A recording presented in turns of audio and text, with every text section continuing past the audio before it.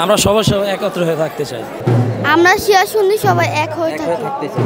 মুসলিম বিশ্ব যদি আজ এক হয়ে থাকতো তাহলে কোনো অপশক্তি আজকে ইসলামের বিরুদ্ধে দাঁড়াতে পারতো না। মহরম হলো শোকের মাস।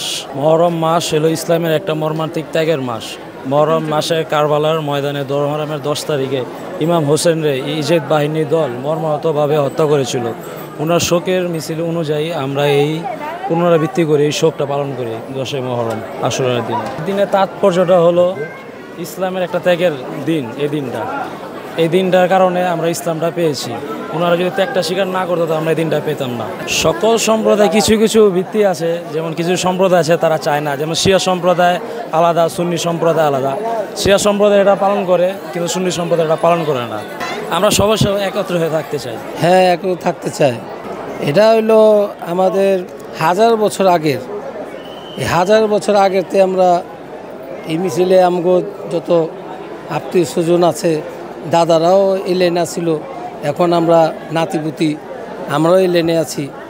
আল্লাহ সন্তুষ্টির জন্য আর কি। এই যে আমাদের নবীজির বংশ ধ্বংস করে দিছে ইজিদের বংশরা, আমাদের যারা নাকি নবীজির বংশ যারা মারা গেছে, এই দিনে আমরা শোক পালন করি আর কি।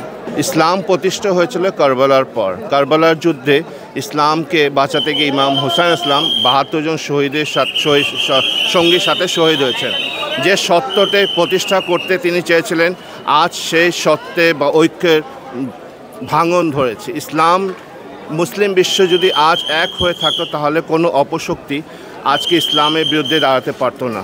আমাদের উচিত আজকে এই 10ই মুহররম থেকে শিক্ষা গ্রহণ করে এক হয়ে এক ছাতার তলে থেকে ইসলামে সবাই এক হয়ে অপশক্তির বিরুদ্ধে লড়াই করা, বিশ্বে ইসলামের পতাকা উড়ানো। সবাই বেহেশতে যেতে চায়, আর বেহেশতের সর্দার কে? ইমাম হুসাইন ইসলাম। তো এই সর্দারের মৃত্যুর দিনে আমাদের সবাইকে শোক মাতম করতে হবে। তিনি যে শহীদ হয়েছেন সেই শহীদের প্রতি সমবেদনা জানিয়ে এক পতাকাতে থাকতে হবে। তা আমরা সবাই জান্নাতে যেতে চাই, আর জান্নাতে যুবকের সর্দার হলেন ইমাম হুসাইন ইসলাম। আমরা প্রতি বছর ইমাম হোসেনের শোক পালন করে থাকি। প্রতি বছর আমরা 10ই মুহররম শট মিছিল বের করি। আমরা শিয়া সুন্নি সবাই এক হয়ে থাকি। এটা শোকের দিন। আমাদের মোহাম্মদ সাল্লাল্লাহু আলাইহি সাল্লামের দহিত ইমাম হোসেন কারবালা প্রান্তরে সত্যের পথে থেকে যুদ্ধ করে শহীদ হয়ে গেছেন। ইসলামের জন্য আমাদের ইমাম হোসেন সাল্লাম যে যুদ্ধ করেছেন, বিশ্বের মুসলিমের জাতির জন্য ওইটাই তুলে ধরে যে আমরা এই মাসটাকে শোক মনে করে আমরা সেই দিনটি মনে করি রাখি, যে আমাদের নবী পাক সাল্লাল্লাহু আলাইহি সাল্লামের যে আহলে বাইত যে বলছে তার ইসলাম বাঁচানোর জন্য সে শহীদ হয়েছে এই দিনটায়, এই মুহররম মাস। বিশ্বের মুসলিমের কাছে এটাই তুলে ধরি যে এই মাসটাকে আমরা শোক মনে করে তাদেরকে স্মরণ করি।